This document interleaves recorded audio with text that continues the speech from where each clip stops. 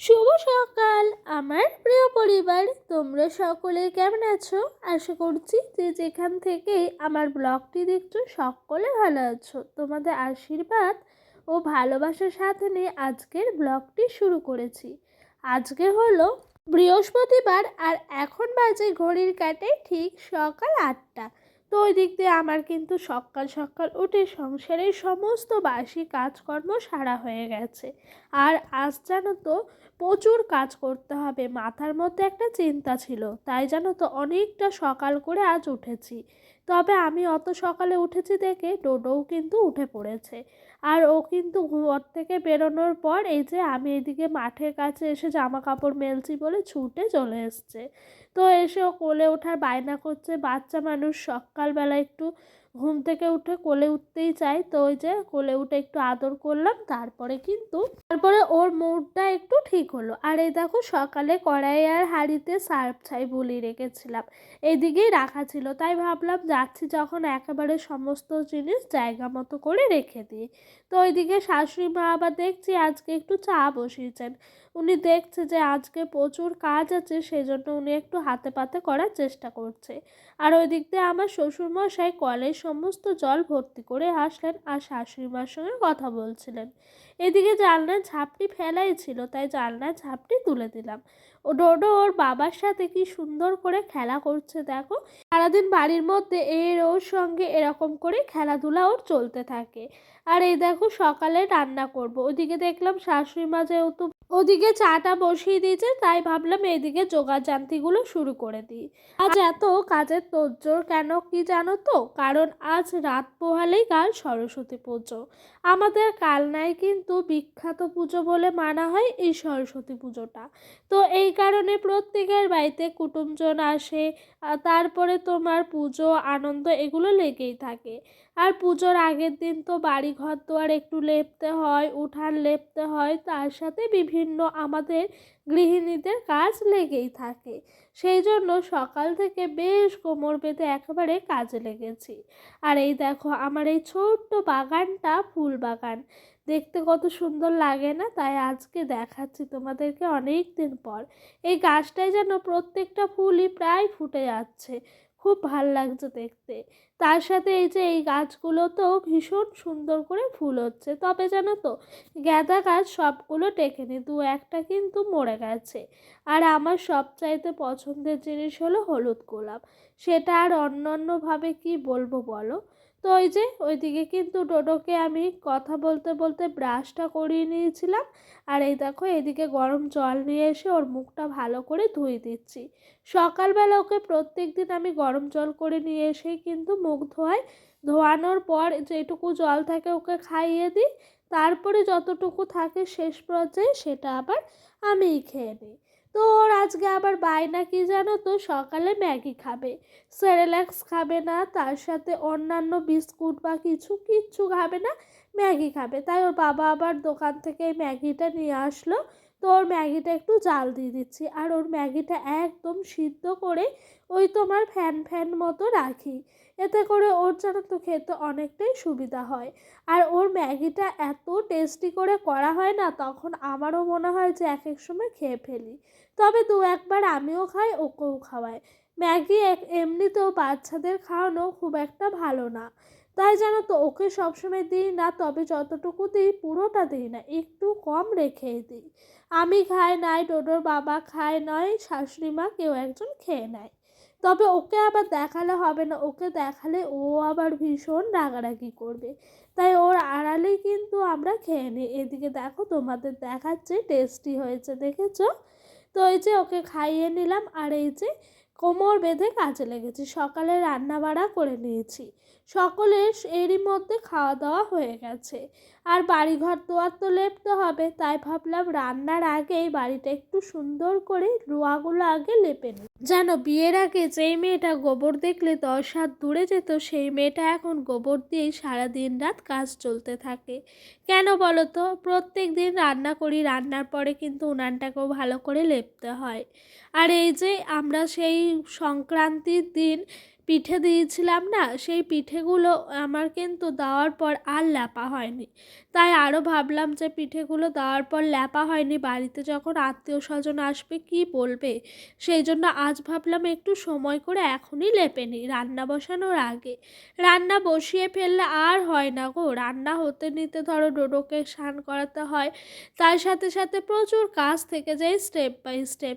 তাই ভাবলাম রান্না বসানোর আগে এদিকটা সুন্দর করে লেপি। আর মাটির বাড়িঘর দেখবে ল্যাপা পোছা যত থাকবে সৌন্দর্য কিন্তু তত বাড়বে। জানো তো, পরিষ্কার পরিচ্ছন্ন ঘর বাড়িতে কিন্তু মা লক্ষ্মীর বাস। তবে বৃহস্পতিবারে আমরা গ্রামের প্রত্যেক বউরাও একটু হলেও লেপি। তবে যেহেতু সরস্বতী পুজো কাল, আর আজ না লেপলে কিন্তু হয় না, তাই বাড়িটা একদম সুন্দর করে এক নেতাই করে লেপে নিচ্ছি।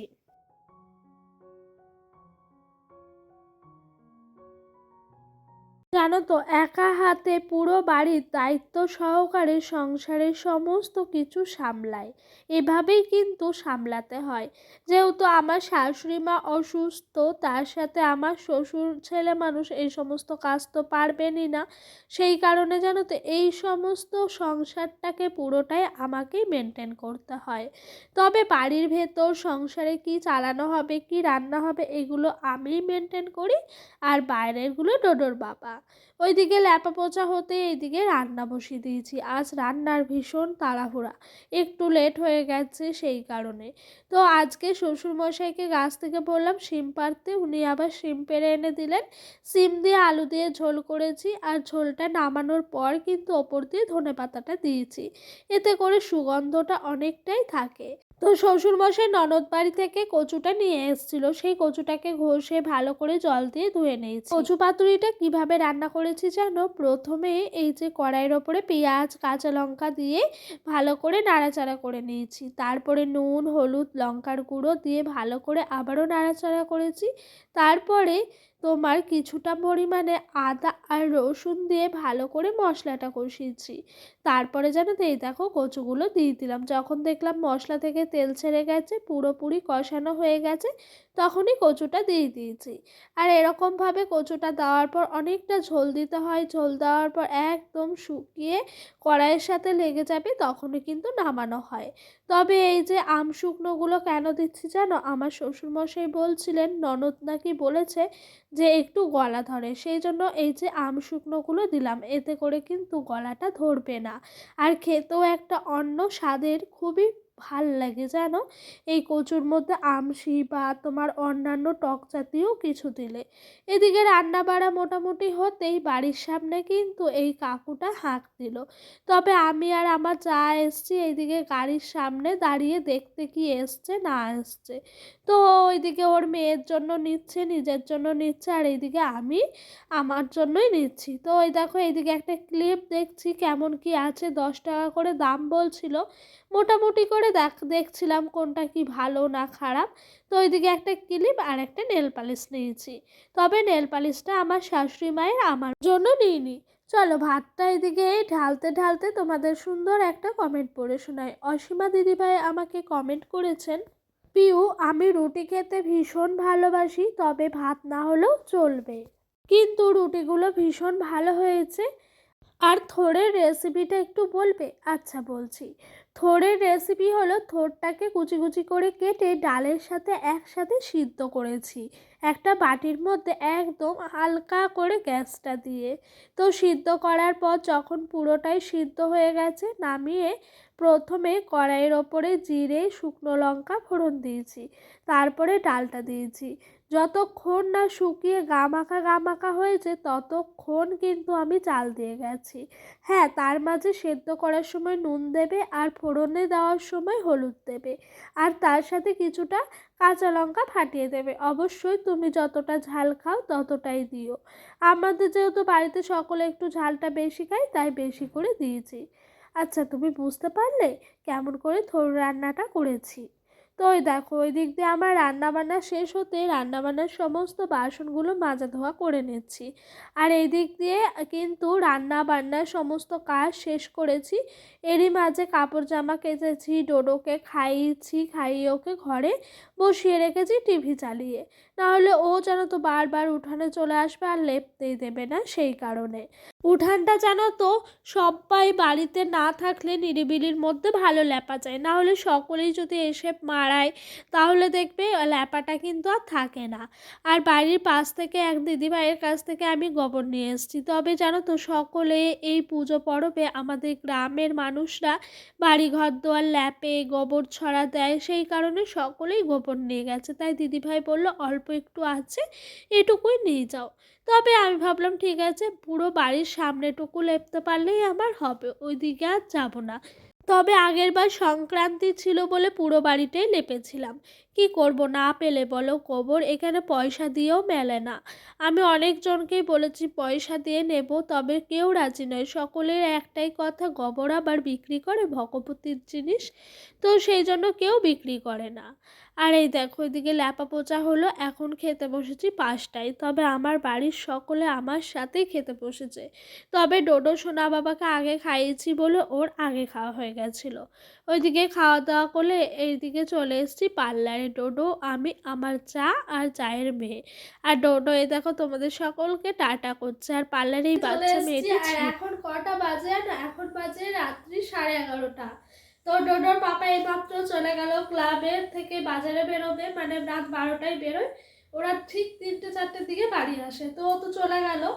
আর কি কি নিয়েছি না নিয়েছি সরস্বতী পুজো উপলক্ষে, কালনার সব থেকে বিখ্যাত পুজো, তাহলে কি আর হয় বলো তো। তো আমার সব থেকে দরকার ছিল একটা জিনিসের, আর আমি ভীষণ খুশি হয়েছি জানো। দেখাই দাঁড়াও, এই দেখো এই জুতোটা নিয়েছি, স্টোন বসানো আছে। এই যে দাঁড়াও ঠিক করে দেখাই, এই দেখো দেখতে পাচ্ছ স্টোন বসানো এই জুতোটা নিয়েছি। এই জুতোটা দোকানে গেছি, যাওয়ার পর এক চান্সে পছন্দ হয়ে গেছে, আর আমার ভীষণ পছন্দ হয়েছে এই স্টোনগুলোর জন্য বেশি করে। তো অনেক দিন ধরে জুতো নেবো ভাবছিলাম, তবে কি বলতো আমাদের জানোই তো মধ্যবিত্ত সংসারে অত হয়ে ওঠে না, তো এগুলোই নিলাম। আর হ্যাঁ, ওর স্পাইডারম্যানের মতো একটা ছবি দিয়ে এটা, আর ওর এই জুতোর প্যাকেটটা দেখে ভীষণ পছন্দ হয়েছে। অনেকগুলো দেখিয়েছিল কালেকশন ওই কাকু, তো ওর এইটাই বেশি পছন্দ হয়েছে বলে এটাই নিলাম। এই দেখো কিটো, এই যে এই কিটোটা নিয়েছি, আর কিছু নিইনি সেরকম ভাবে। আর নিয়েছি দাঁড়াও সব দেখাচ্ছি। যেমন এই যে একটা রূপমাত্রার ফেস ওয়াশ নিয়েছি, এই যে রূপমাত্রার ফেস ওয়াশ নিয়েছি, আর একটা হলো এই নেল পলিশ নিয়েছি পার্পেল কালারের। এই দেখো ভীষণ পছন্দ হয়েছে এই কালারটা, জানো আমার ভীষণ, মানে এই সমস্ত কালারগুলোই আমার ভীষণ পছন্দ হয়, তো এইটাই নিয়েছি। এইগুলোই ছিল আজকে শপিং। তো বন্ধুরা চলো তোমাদের একটু সুন্দর করে কালনা শহরটা লাস্ট পর্যায়ে এসে দেখিয়ে দিয়ে। দেখো এই প্যান্ডেলগুলো কিন্তু তৈরি হয়ে গেছে, তার সাথে কালনা শহরটা পুরো আলোয় আলোকিত হয়েছে। এত সুন্দর লাগছে কি বলবো তোমাদেরকে, বলে বোঝানোর মতো নয়। আমরা ভীষণ মজা করেছি আজকে। আর জানো তো বাচ্চা মানুষরা এইসব লাইটিং এগুলো দেখতে ভীষণ পছন্দ করে। ডোডো তো খুব উপভোগ করছিল। রাস্তার ধারে ধারে এরকম সরস্বতী ঠাকুর বিক্রি হচ্ছে, তার সাথে এই ঠাকুরগুলোও কিন্তু ভীষণভাবে চলছিল। তো এই দেখো বাজারে এত ভিড় কি বলবো, ঠেলা ধাক্কা ধাক্কি লেগে গেছে। তো আজকের মতো এখানেই বিদায় নিচ্ছি। তোমাদের কেমন লাগলো অবশ্যই জানিও, ভালো লাগলে আমার এই ছোট্ট পরিবারটির পাশে